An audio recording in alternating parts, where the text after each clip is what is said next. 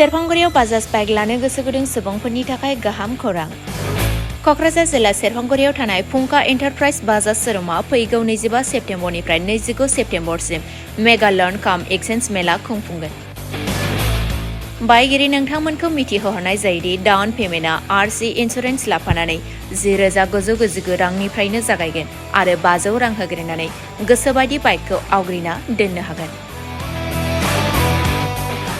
नोंथांमोनहा सेरफांगुरियाव थानाय फुंखा एन्टारप्राइज बाजाज श'रुमजों लोगोसे कुसुगाव फेस्टिभ आउटलेट आरो सराइबिल फेस्टिभ आउटलेट ब्रान्च श'रुमावबो खुंफुंजानाय मेगा लर्न काम एक्सचेन्ज मेलायाव फैनानै नोंथांनि लुबैनाय बाजाजनि बाइकखौ लांफैनो हागोन। बाजाजनि बाइक सालायनो मोजां मोनग्रा रायजो राजाफोरनो फुंखा एन्टारप्राइज बाजाज श'रुमआ लोगोसे मोजां अफारबो लाबोदों। बेफोरनो जाबाय 5 लिटार पेट्रल फ्रि, गंनै हेलमेट फ्रि, केस होनानै बायगिरिफोरनो 2,000 रां केसबेक हरफिननाय जागोन। आरो मेगा लर्न काम एक्सचेन्ज मेलायाव बाइक बायगिरिफोरनो 1 बोसोरनि थाखाय 12 खेब फ्रि वाशिं होनाय जागोन।